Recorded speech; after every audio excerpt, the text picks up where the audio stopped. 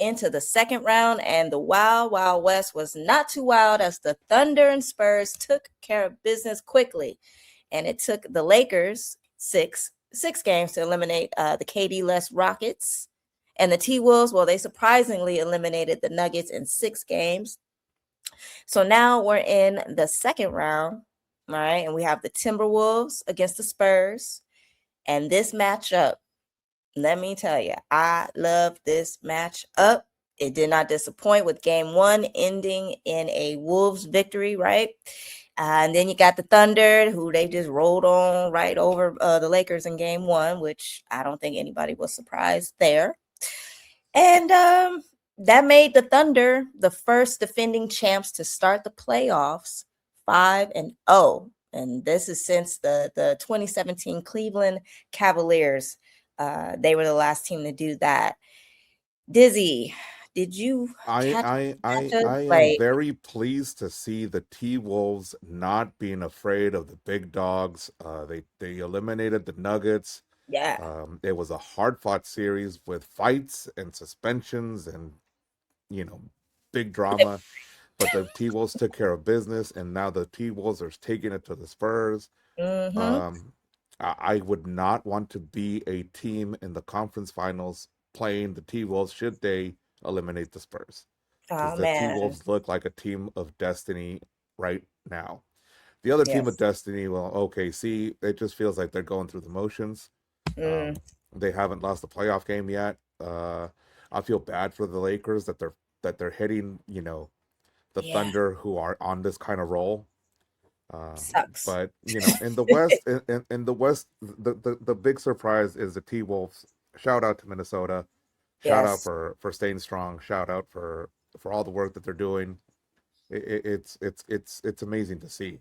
But the East has some amazing drama. Yes, the East has some amazing drama. Just real quick, I hope Anthony Edwards stays healthy.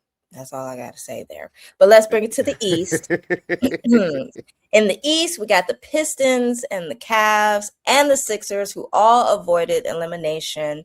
They all won their game 7s. So they sent home the Orlando Magic, Toronto Raptors, and the Boston Celtics. That's a shocker. I was shocked. But bon voyage, off to home they go. And now let's not forget the Knicks, who were down 2-1 after Danhausen, out of everybody in the world, Danhausen. Danhausen cursed Stephen A. Smith and the Knicks when a fan reached out to the WWE superstar. Dizzy, what's with Danhausen cursing everybody? It's a thing. I can't explain it. It's just crazy. But then Danhausen, a fan reached out to Danhausen. Yeah. And the story changed. Listen to this. Okay. Yes, hello, it is I, Danhausen, here with great news. The New York Knicks last night scored 1 trillion points or whatever it is because Danhausen uncursed them, and now they get to continue playing on in NBA jams. And best news of all, humans, it wasn't Stephen A. Smith who paid off Danhausen, it was another Fanhausen. So guess what, Stephen A. Smith? You know what that means? You're still cursed. Go Knicks. So Stephen A. is still cursed. Okay, I'll take it. But the Knicks are not, and a lot of people are saying now that the Knicks are going to go all the way. Oh no! Because Danhausen uncursed them. Danhausen uncursed them, and in turn cursed the Atlanta Hawks. This is unexplainable. I'm not the type of person that honestly believes in curses, but I can't deny what I am seeing. It's happening. It's happening. I cannot deny Danhausen's things. I can't deny Danhausen's unnatural abilities or unnatural. Who knows? Maybe he really can curse. Look, all we know is whatever juju he's got. Like he got it. He got it. He don't need to bring it over here. That's for sure. Because the Pistons needed some of that juju to eliminate the Magic because they were down 3-1 at one point, and it felt like the Magic were going to eliminate them. And it's like, wait, what is happening in the East? the Celtics going down, the Pistons almost go down. Cleveland was on the brink of elimination. Like, Yep. the Wonky. Knicks were down in their series. Like, what? What's going on? Right. Very, very this is the wonky. type of stuff that we were expecting to kind of see in the West. But we're seeing it in the East. Still might. Like, you still might. You never know, especially with Danhausen watching NBA games now. And cursing people. Well, the Knicks, they went on to beat the Hawks in 6, right? So now the Knicks, they're going to battle the Sixers, or they are battling the Sixers, and the Pistons, they took game 1 against the Cavs. And the Knicks took game 1 against the Sixers, and the Knicks are the team of destiny ever since I'm not they got falling for it, though. I don't know. If I was a Knicks fan, I hope it leads to something, because Knicks, they've been having some disappointing seasons, but I don't want to curse them any further. Like you said, we'll see what happens. Okay. Moving on, though. We'll see. Insanity in the association. On the other side of the association, in the WNBA, though, we have a retirement announcement from the legend Tina Charles. She announced her retirement from her 15-year career. She was the WNBA all-time leading rebounder. She had 4,262 rebounds. That's a lot. Okay? That's a lot. That's a lot of jumping and cashing. That's a lot. She won 3 Olympic gold medals, 3 World Cup championships. Let's see. She was the league's top scorer in 2 seasons, and she earned the league MVP in 2012. Tina was the Connecticut Suns number 1 pick in the draft of 2010. Tina, we applaud your career, and we wish you a wonderful retirement. The league is going to miss you for sure. The league, the fans, the Connecticut Sun, Yes. The impact she had all across the board, how she helped her teammates grow. She's an amazing talent. What more can you say when you win 3 gold medals and you're part of all-star teams and you're shining on these all-star teams? Like, what more can you do? Tina, I know that eventually the legs in your body start to wear down, but I really wish you could play a couple more years, because I think you still had it. But I respect your decision. I respect the fact that you want to be with your family, and that you're just walking away while you're on top. Kudos to you. I really love the fact that you contributed so much to the league. And over 4,000 rebounds. That's and I also heard that's Dennis Rodman that's she insane. And she also she was an advocate with the CBA and making sure the women, retired athletes, the women, got what they deserved and their retirement. So she's still fighting a good fight for her fellow players and teammates, and that's what it's about. That is exactly what it's about. So, love you, Tina. Enjoy your round retirement. of applause for Tina. All right. Okay. Time for some news on the ice. Hockey. Oh, we're going to it's the NHL playoffs. I know you've been tuned in, Dizzy. I've been a little in and out of it, unfortunately, because I've been in Vegas and stuff. But let's get to it. All right. The Carolina Hurricanes continue to roll in the Stanley Cup Playoffs as they swept the Senators, and now they're up 2-0 on the Flyers. And the Flyers, they eliminated the Penguins. And elsewhere in the East, the Sabres, they're facing off with the Canadiens, who beat the Lightning in 7. All right. Got a lot wild series. That was a wild series. Okay.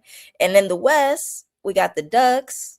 They stood mighty, eliminating the Oilers after Edmonton. I like that play on word you just did. You like that? They like stood that. mighty. They're the Mighty Ducks. Okay. Anyway, Oilers after Edmonton went to 2 straight finals. All right. Now they face off with Vegas, who took the Mammoth's best shot and survived.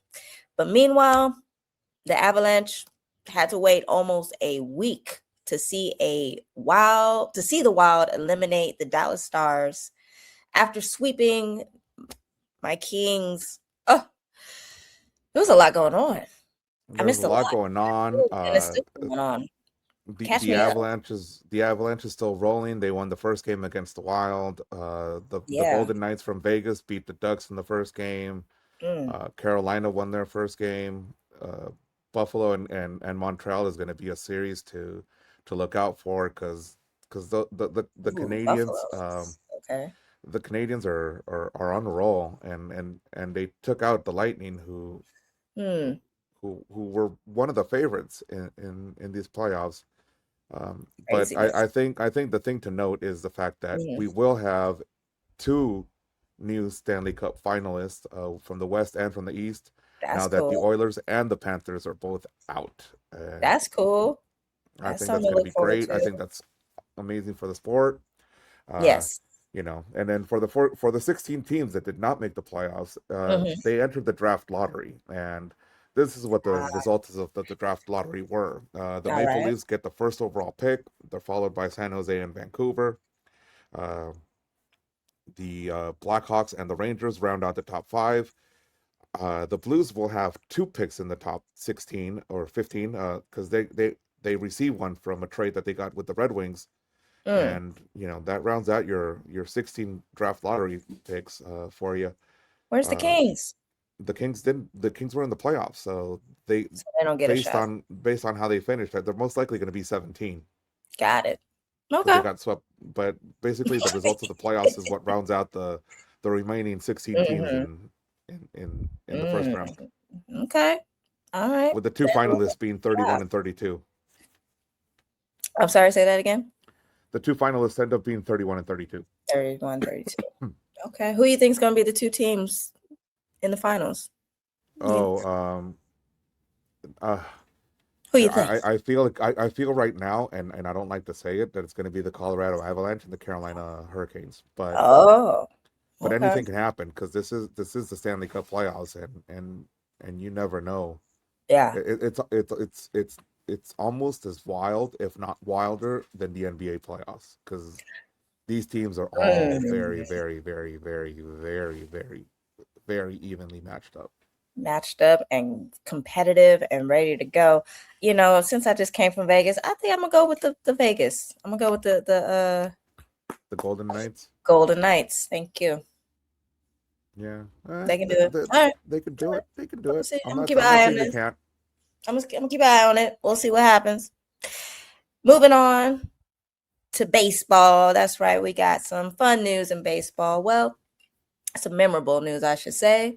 Why? Because the Mariners, they finally took a moment. It took them a minute, but they finally did right by the big unit himself, Randy Johnson. They retired his number 51, last weekend. And boy, let me tell you, when I read this, I was like, Randy. The first time I saw Randy play, or one of the first times, I was young, but I just always remember thinking, who is this tall, skinny, intimidating looking pitcher? I loved everything about him. And without a doubt, Randy is one of the most dominating pitchers in baseball. Let's talk about it. Let's see. He's a 10-time All-Star, a 5-time Cy Young Award winner, and a Baseball Hall of Famer for his 22-season career. And along with his number being retired, the Mariners are also planning to honor him with his own statue in 2027, as they should. Shout out to Randy. Dizzy.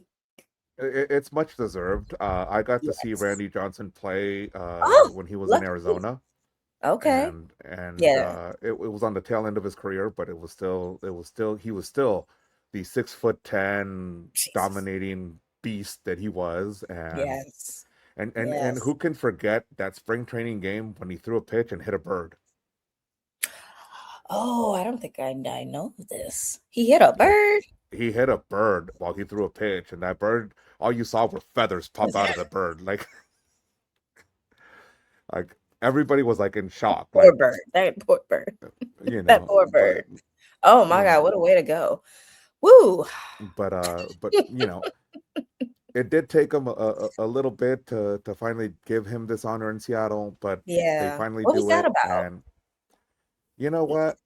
I can't begin to try to understand what some of these teams are thinking when they don't honor their legends Yeah. in proper fashion. Yeah. Yeah. The And then the fact that he's played for other teams like Yankees. I forgot he had played for the Yankees. He played for, like you said, the Arizona, Diamondbacks, Astros. Yeah, he's the Diamondbacks. So but started with the Mariners. and he played the longest time with the Mariners. Oh yeah, it's about time. It's about time, Seattle. Well, Yeah. I'm glad they finally gave Randy the big unit his honors. So shout out to them. Again, it took them a little bit, but they did it, and they did right because they retired his number, and his number forever will be immortalized in Seattle, and that's what you do. That's what you do for the guys that put your team on a map. Oh, this story though, and this story, it's going to transition us into a different sport, but okay. New to Miami, Malik Willis is one of the Dolphins' new quarterback acquisitions. He got invited to throw out the first pitch at a Marlins game. Well, Shorty, just watch. All right. Because it's just a bit outside. Oh, wait a minute. I don't think that's what you want to see from your quarterback. What's going on? What happened? You think he was nervous? He tweeted saying that he slipped, but I don't see no slippage. I mean, I don't mean to call him out because it's not like I can throw from the mound. However, all right, Malik. He's supposed to be a quarterback. Like, all right, Malik. That's almost as bad as Fitty. But I can forgive Fitty. Fitty, because Fitty's not an athlete. Fitty's not an athlete. He's a rapper. Fitty's not a quarterback. Fitty's not a professional athlete. Fitty don't know what he's doing. Malik though. Malik. I mean, the only thing that we can excuse for Malik is that it wasn't a football. Because had he been throwing a football and he threw it that wide, I would be like, okay, that's not a good sign for the Dolphins. That's not a good sign. But he tried. I don't think he'll try to do that again.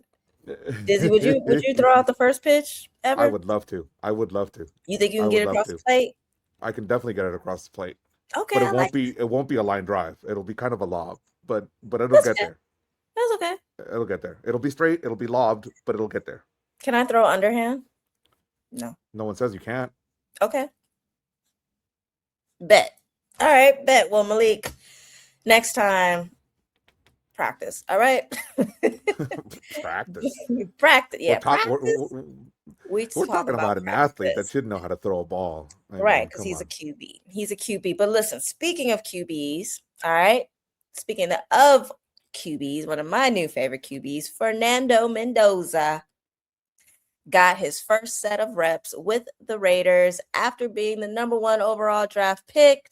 That's right, my guy right there. He is laser focused on his job. So much so, he declined attending a visit to the White House with his college football national championship team, the Indiana Hoosiers. That's right. He said, I'm not going. I got things to do. Actually, what he said was, he said, I'm on the bottom of the totem pole and I've got to prove myself. He said, I can't miss practice. I don't have the calendar, but as a rookie, I don't think that's a good look. He said, I want to try to best serve my teammates, and I don't know if that'd be accomplishing that goal. You know what? I strongly believe that he's got the right attitude going into this NFL season. He's not on a high horse because he just won a national championship. He's not on a high horse because he was a Heisman winner. He's not on a high horse because he's the #1 pick. He admits he's at the bottom of the totem pole, and he wants to get the reps in. I think the Raiders got their quarterback. I'm gonna put on let me put on my Al Davis shades. Yeah, let's go, Fernando. That's right. Get to business. We don't need no trip to the White House and all that. That will come. It will come eventually. You can do it with the Raiders if that's what you want to do. Applaud to Fernando. Handle your business as a rookie because he's darn right. We got work to do. We got some work to do. Dizzy? I strongly feel that Fernando Mendoza has now, with this attitude, become a front runner for that number one QB position. I know they brought in Cousins, and there's Cousins essentially is your safety net to protect Fernando. But I got a strong feeling that your day one starter could easily be Fernando Mendoza if he's got this attitude and if he continues to show the Raiders that he's willing to work. Yeah. There's nothing like going into a new home and putting in the work. I cannot stress it enough. Yeah. This isn't the Allen Iverson attitude. It's just practice. I miss practice. Or Dennis Rodman missing practices to go wrestle in WCW, He's not there yet. He's not. He understands. No, but I don't even think he's that type of person. You know what I mean? He's probably not. He wants to do what he's supposed to do.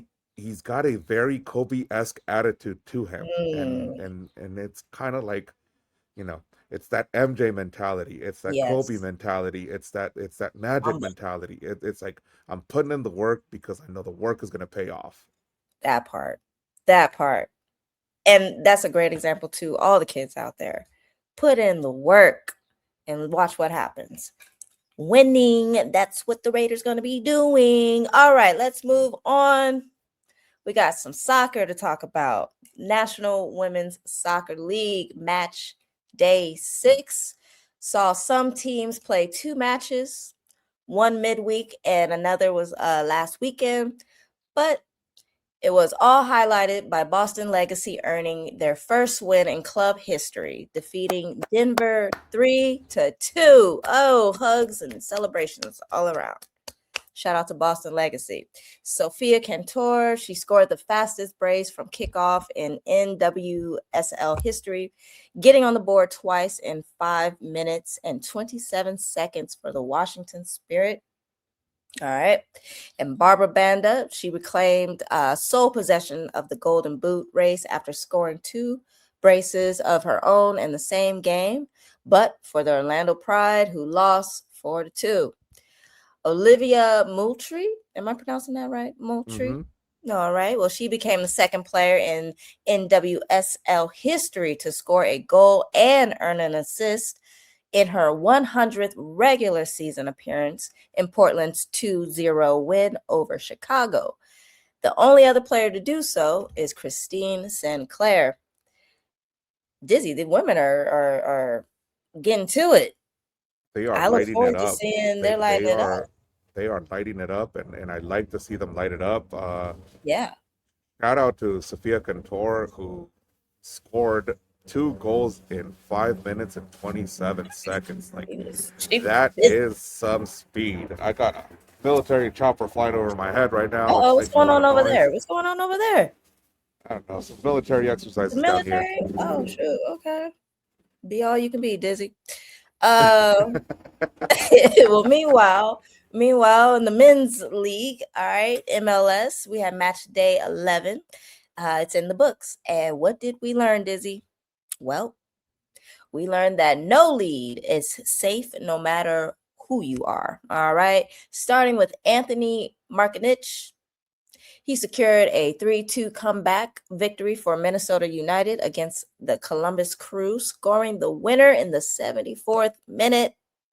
But the drama continued because the New England Revolution captain Carles Gill, he secured a dramatic 1-0 victory against Charlotte FC by scoring a penalty in the 97th minute of stoppage time. And the late goal kept the Revolution perfect at home this season. Wow, they're perfect at home. Shout out to them. And then after a brutal start to the season and a coaching change, Orlando City they're suddenly surging back into form. That's right. The Lions have won 3 of their last 4 games, most recently roaring back from a 3-goal deficit to beat Florida Derby rivals Inter Miami by a 4-3 scoreline. All right. Then a few teams demand more attention right now. right now more than FC Cincinnati, whose last 8 league matches have averaged 5.4 goals per game. That's a lot. That's a lot of goals. That's a lot of goals. And we're talking baseball numbers now. Saturday's 3-2 victory at Chicago Fire FC was predictably a spectacle, with Evander scoring a 97th minute game-winning penalty. And last but not least, LAFC are rounding into form at the ideal time, right? Because after a 2-1 win over Toluca in leg 1 of their CONCACAF Champions Cup semifinal on Wednesday night, the Black and Gold went on the road to a motivated San Diego FC and drew 2-2, with Ryan Hollingshead's 114th minute goal pulling them back from 2-0 down. There was a lot going on there. That is a lot of late goals. that is an unheard of amount of time to add at the end of the game. 14 minutes. I need to rewatch that game and figure out where the ref decided to add another 14 third, minutes. another chunk of huge time into this matchup. You play 45 minutes a half and you're adding almost a third of it at the very end. And then somebody please chime in and tell me, what did I miss in that game? Because I know when I tuned in late, I was like, oh, this is still going on. That's too long. That's too long. But again, and then they ended in a draw. So, but a draw is a point. And you're stealing up, points from San Diego, who was winning 2-0. So it's something. It's good. Okay. Now, Orlando winning. They were down 3-0, and they just kept pushing and pushing and pushing. Do it. The shocking thing here is Miami cannot win at New Stadium. They've tied. Their stadium. and they lost. Their new stadium is it cursed by Danhausen? Cursed. No, it must be. Oh my gosh, that's unfortunate. That's just wild. But crazy finishes. You can't. You cannot get away from the fact that any team can win at any moment in MLS, and Orlando proved it against Miami. No one player is bigger than a whole team. This is just, I'm not trying to speak bad of Messi, but it's just the facts. That is now, the facts. My personal favorite moment of the weekend in MLS was seeing Bradley-Wright-Phillips get honored by New York Red Bulls and taking his rightful place in Legends Row. Bradley-Wright-Phillips played with number 99. They gave him a jersey with the number 100. Hey, this is just that's fire. He was with his family. They were enjoying the festivities. Unfortunately, they didn't win that game. Oh, well, but Legends Row is the club's highest recognition to former players. Okay. Bradley-Wright-Phillips was one of the most decorated Red Bulls players during his time in New York. Wow. He helped the team win 3 MLS Supporter Shields, 2-time MLS Golden Boot winner, 2-time MLS Best 11 selection, CONCACAF Best 11 selection, 2-time MLS All-Star, and then during his 6+ year stint with the Red Bulls, he appeared in 195 regular season games. He scored 108 goals, and he provided 28 assists. And this was the moment where they unveiled his name in the rafters forever. Wow. Oh, wow. That's dope. Legends Row. I think when I retire, I'm going to do something like that. I'm going to hang my... You're going to get your name put up somewhere? I'm going to get my name put up somewhere in my house or something. Let them know. But hey, look. That's outside your house. Gotta let them know. A legend. You gotta let them know. This is where Shorty Bang Bang. Shorty Bang Bang retired. 22. That's my number 22. But enough about me. I'll keep that in mind. Enough about me. Bradley-Wright-Phillips, shout out to you. That is an amazing achievement. Welcome to Legends Row. Welcome to Legends Row. So, all right. So then let's take a quick look at the MLS standings. Okay. We're about 1/3 of the way in. So we have Nashville. Okay. Nashville is leading the Eastern Conference with 23 points, followed by the New England and Inter Miami with 19 points. And let's see. Then in the Western Conference, we have San Jose. Shout out San Jose. They still going strong. They're tearing it up. As they should. They lit. They have an impressive 28 points. They're followed by Vancouver with 25 and LAFC. They're in third with 21 points. That's not a bad lineup there. And then you see Seattle and Minnesota. Okay. Yeah, the Galaxy is down there in 10th place right now. I didn't even mention them. Why having a rough go? I know. I'm getting it out of the way before you ask. I wasn't even thinking about them. But what's going on? They're in the 10th. They're in the 10th place right now in the West. Well, you still got time. We got time to turn it around. We got 1/3 of the way in. We're hanging in there. We're only 1 point away from 9th, and 9th is a playoff spot. So, keep faith. Keep the faith, Dizzy. Now, Monday was a day of big news, and Keikamara, legendary striker, who is second all time in the goal scorers list, announced his official retirement on Monday. May the fourth be with you, Kai. 41-year-old made this news official on his social media.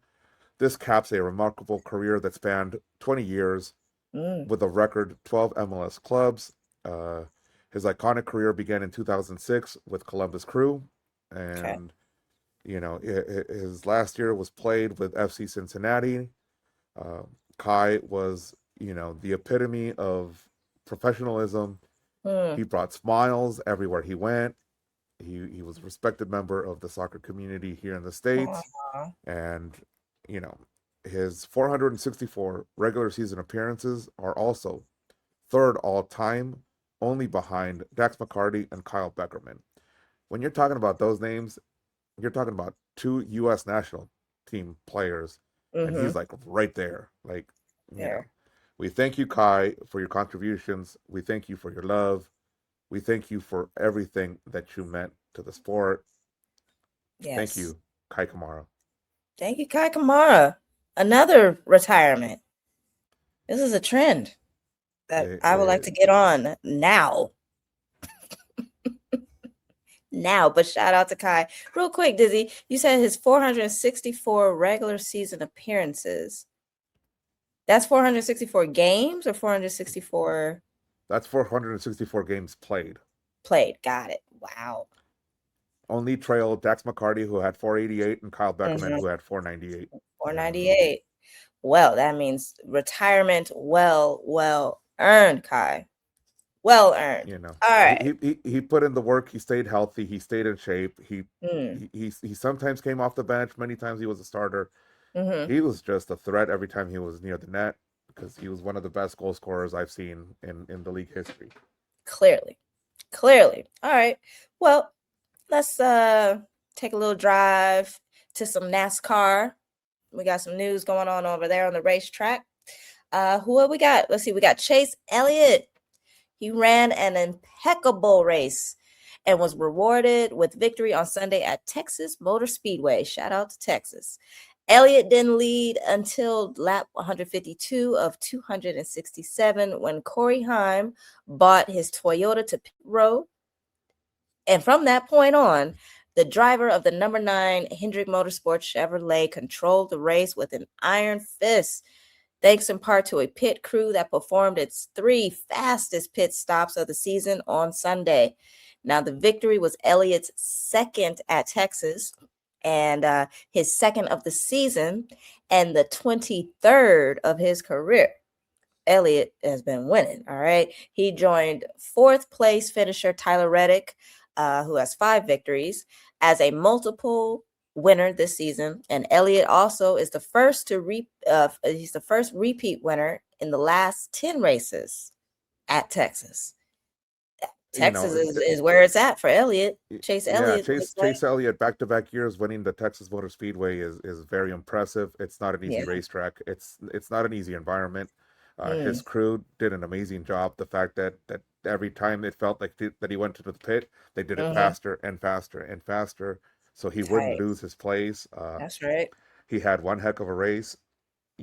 Chase Elliott was just a monster. He was unstoppable on Sunday, and you know what?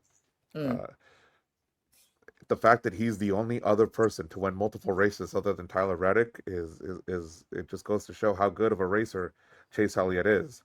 Tyler Reddick still leads the points, but hell of a race for Chase Elliott in NASCAR this last weekend. Chase is right there. Okay. Well, then let's move on to the other track. That would be F1 racing. And it was an action-packed Miami Grand Prix. Ooh, I wish I could have been there. Miami, right? You were in Vegas. I know. Missed it. I missed it. I'll be back, and I'll bring my stunning shades to the Miami Grand Prix. And that's where the youngster again, Kimiantonelli, he resisted pressure from Lando Norris to seal his third consecutive win of the season. After a dramatic start ensued when the race got underway, with pole sitter Antonelli facing a three-way scrap alongside Max Verstappen and Charles Leclerc, before both the Mercedes and Red Bull cars locked up into the first corner. The lead changed hands numerous times from there, but it would ultimately prove to be a two-horse battle between that guy right there, Antonelli and Norris, as the race wore on, the McLaren remaining on the tail of the former during the latter stages. Despite the tension, though, Antonelli held on to score his third victory of the campaign. He made history as the first driver to convert their maiden 3 pole positions into wins. This kid, a teenager, right? 19 or something like that. 19-year-old. Do it, kid. Do it. He's still 19, and he can't really celebrate with the champagne they do usually. Which is crazy. Would they give him apple juice? What he's got? No. I'm pretty sure they still give him the champagne, but he can't drink it. He just sprays it on people. I'm pretty sure he got a little bottle of something in the back. Either that, or they're giving him a bottle of apple cider. But yeah, well, come on, guys. He deserves a little. Okay, well, let me not. No underage drinking, guys. Don't do it. But at least not stateside. Elsewhere, I think the age limit is 18. But we're not going to get into the politics of that stuff. No. Okay. Well, Kimmy, why you in Miami? Antonelli is breaking records. He's killing it. He is insanely, amazingly the top driver right now in Formula One. This was not something that I think anybody saw coming this soon. I think they saw it coming from him because that's why you invest in a young driver. But I don't think they expected to see the results or the fruit of the investment so quickly. He like Fernando. He say about that business. You ready? He's ready. It feels like, and this is just, it feels like Mercedes has found their driver for the next 10 to 15 years. I think so. Because I don't see anybody remotely coming close to topping what Kimiantonelli is. I wish him best of health so that he can continue to do this for a while. Yes, and I hope to catch a Grand Prix. I hope to catch him at a Grand Prix. Well, you got the connection in Vegas. I'm putting the word out. Just put the word out. You got the connection in Vegas. Shorty Bang Bang want to go to the Grand Prix? Let's go. All right. Shorty Bang Bang also want to go see some wrestling.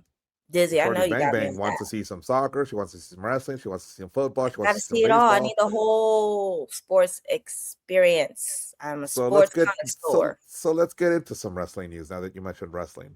Yes. Because one of the most confusing storylines of this last year is the El Grandeamericano saga. Yeah, what's going on? The original Grande Americano spoke a little Spanish and then kind of short. He then disappeared around the time that Chad Gable injured his shoulder. So there's a lot of speculation whether or not Chad Gable is the original Grande Americano or not. And then a new Grande Americano appears, and a couple weeks later, and he's leaner and skinnier and taller, but he speaks perfect Spanish. Oh, there's speculation that he might be, a certain European wrestler. We're not going to get into those rumors, but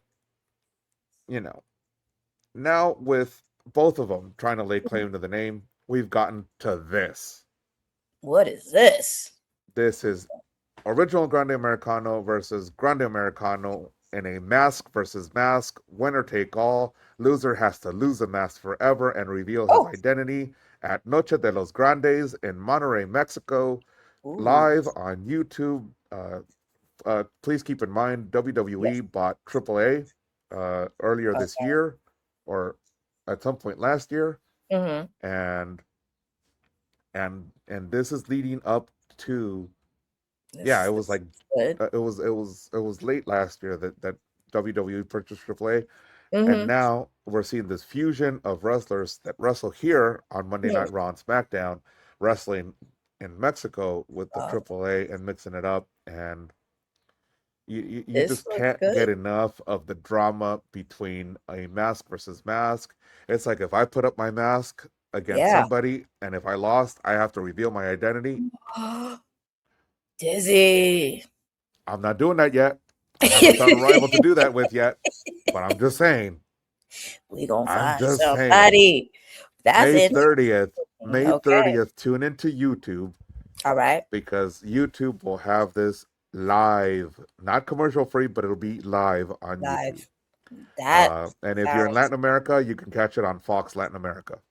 That sounds amazing. So the loser got to unmask and be unmasked forever. Just about forever.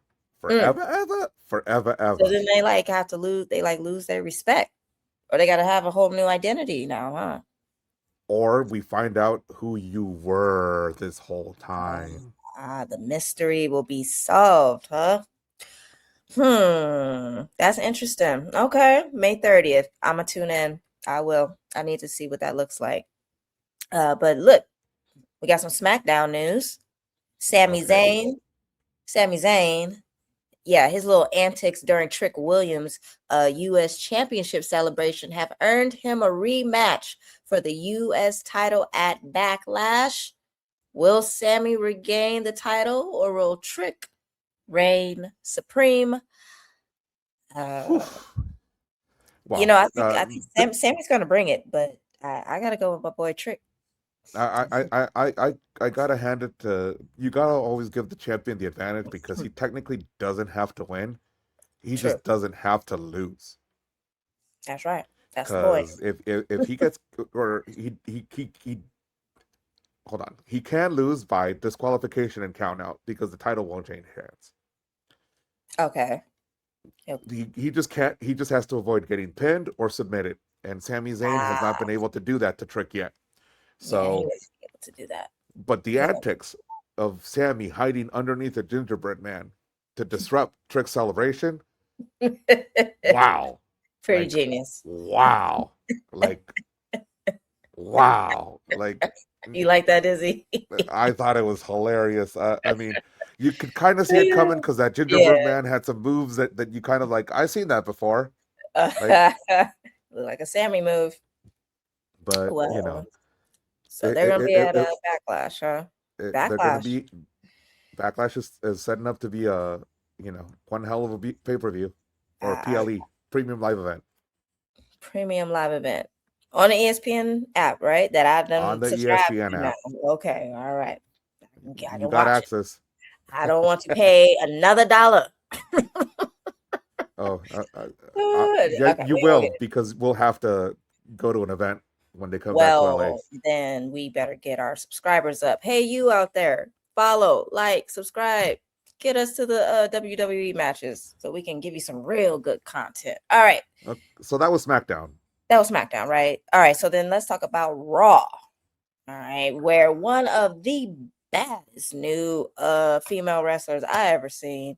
There she go right there. Sol Ruca was scheduled to make her official debut on the red brand, but just as she was supposed to sign her Raw contract, Becky Lynch interrupted. That's right. Becky got in GM Adam Pearce's face when Sol told the women's IC champ something, and then Becky lost it.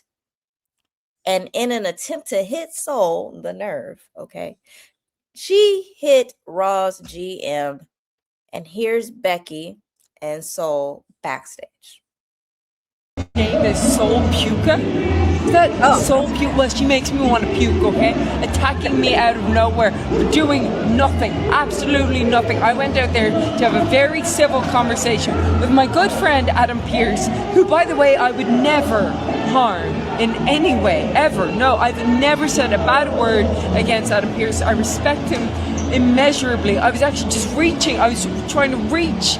I'm very strong. Sometimes I don't know my own strength, but I was trying to reach to see that contract, because sometimes there can be hidden things in the contract. You want to make sure that she's not getting a title shot or something, you know, like somebody snuck that in, a little favor from NXT. There she goes. Becky, that title looks a little nice. See you around. Ooh.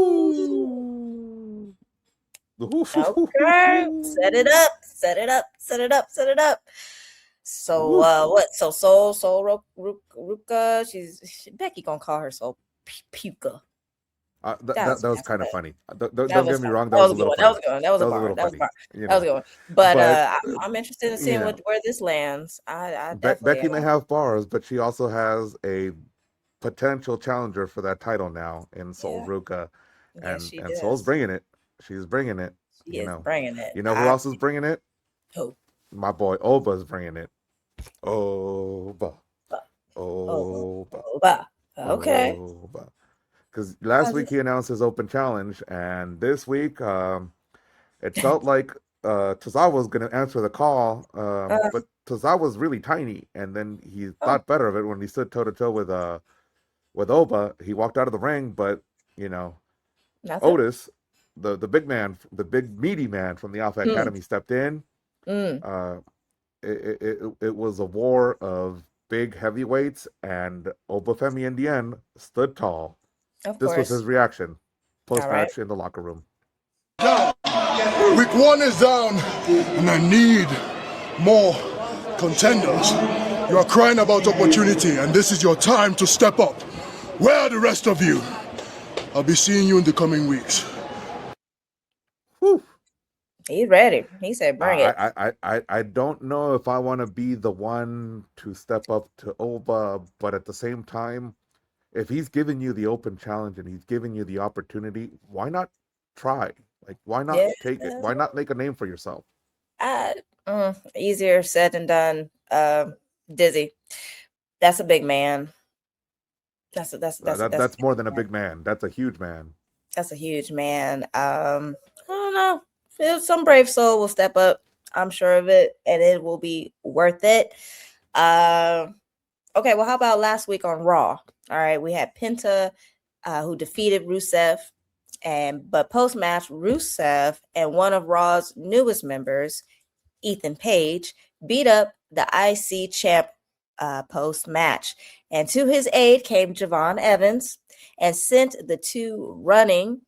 So that set up this week's tag match. It set up this week's tag match with some shenanigans from Rusev and Page. Gave All Ego the pin. Here he is basking backstage. Weird to say. I guess I'm the new guy, right?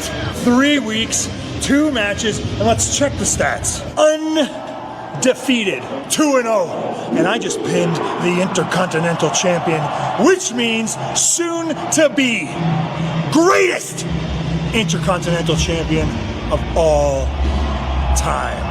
I'm the standard of excellence, baby, and soon to hold the token of excellence in the WWE. Okay, when they call him All Ego, he's definitely all ego. He reminds me of somebody. Can't put my name on it. But Ethan Page. All right.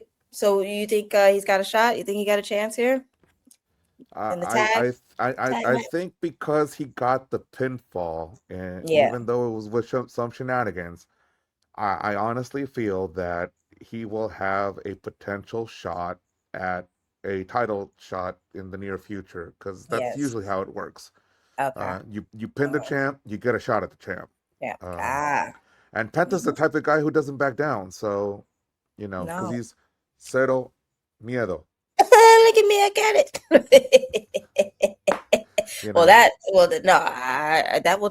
That's a setup for a good match. Hands down, good match.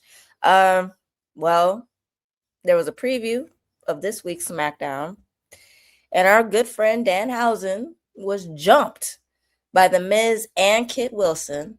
So SmackDown GM Nick Aldis told Danhausen he can settle things with The Miz and Wilson at Backlash if he finds a tag team partner. So will we find out on SmackDown if Danhausen will Danhausen wait until the 0 hour to find a partner, as Backlash is literally this Saturday? Okay, I wonder who he might partner up with. I really, really don't know if anybody is willing to dare to tag with Danhausen as he's cursing everybody. Like, what if they lose? They'll be cursed. Like, do you want to take that risk? I mean, he cursed Stephen A. Smith and the Knicks, and they were about to lose to the Hawks. I know, so it's kind of like either way he wins, right? He's got the power, and doesn't he have these little mini Danhausens? I saw them come. Maybe he'll bring one of them out. But do you want to go with the mini Danhausen versus the Miz? Well, if he could curse him, what does it matter? I don't know. I see Danhausen coming on. He don't even need a partner. That's what I'm trying to say. Either way, all right. This is going to be interesting. That's coming up Saturday on Backlash.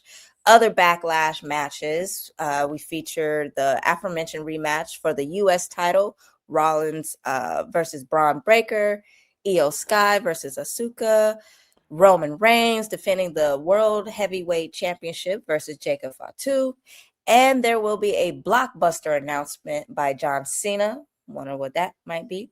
So much to look forward to. Dizzy, which matchup are you tuning into this weekend for Backlash? I'm definitely tuning into Io Sky versus Asuka. That women's fight is going to be a brawl, Japanese style. It's a strong style. It's a high flying style. It's going to showcase the best of these two Japanese women. I kind of want to see if Seth Rollins can pick himself up from getting speared so many times by Braun Breaker. That's gonna be a good one. Actually, all of these, Trick Williams, Sammy. I kind of want to see, how Roman Reigns is going to persevere against Jacob Fatu. But at the same time, I know the Tribal Chief's antics, so I'm already kind of giving the edge to Roman in this match. Same. Even though Jacob's been dominating, recently. But again, who knows? Again, it's a stacked lineup, and I wonder what John Cena has to say. Like, that part. Go off into the limelight already, bud. Like, you're done. What could he possibly say? Well, I guess we'll have to tune in and watch, and we will report back next week to give you all a lowdown if you happen to miss it. So make sure you tune in next week, all right? It's, what's today? May 6th. Well, this is a day in sports history, matter of fact. That's right. Let's take it all the way back to 1915. Woo, black and white. Babe Ruth was pitching for the Boston Red Sox, and he hit his first major league home run off. He hit it off of Jack Warhop of the New York Yankees. Now, ain't that a coinky dink? Look at Babe. Babe was originally a Red Sox, and then he was part of that weird deal that sent him to the Yankees, and it cursed the Red Sox for like a gazillion years. Yeah. Crazy. The fact what could have been? What could have been? The fact that today in 1915 he hit his first home run ever. Yeah. Wow. Wow. That's pretty phenomenal. I'm gonna do some more reading on Babe Ruth. I never really, I know of him, of course, but it sounds like an interesting athlete. All right. But also on this day, but in 1998, All right. Chicago Cubs rookie pitcher Kerry Wood joined the Rocket Roger Clemens as the second pitcher ever to throw 20 strikeouts in a game. Wow. He did this against the Houston Astros. Okay. And he did it at Wrigley Field, and he almost had a no-hitter. He gave up one hit. He gave up one hit, and he struck out 20 in his 9 innings. Hey, that's still remarkable. In 1998, rookie Kerry Wood taking care of business with the Cubs at Wrigley Field, and what I believe was his 5th ever start. Like, this is he just dominated. It just went on to show the potential that he had. Yeah. And unfortunately, he had a couple arm injuries that shortened his career. But Kerry Wood was a machine and a true force to be reckoned with early in his career. Well, shout out to Kerry. Shout out to Babe Ruth. Shout out to all the history that was made on May 6th. But real quick, before we get out of here, we would like to recognize that this month in the United States is Asian Pacific Islander Heritage Month. So we would like to recognize a few of our favorite athletes at this time. Okay, we got Shohei Ohtani, we got Ichiro Suzuki, Naomi Osaka, Yao Ming, Hines Ward, Troy Polamalu, with that gorgeous hair, Son Heung-min, I don't know if I said that right, Maya Yoshida, and Manny Pacquiao, amongst many, many, many more names. I didn't even include all the WWE wrestlers who are in this family of Asian Pacific Islanders. So we just want to show our respect. You all have much achievement and have brought a lot to each of your respective sports. So shout out to you and all the Asian Pacific Islanders out there. This is your month. We celebrate you. All right. Now we're going to celebrate the end of the show. It's been fun.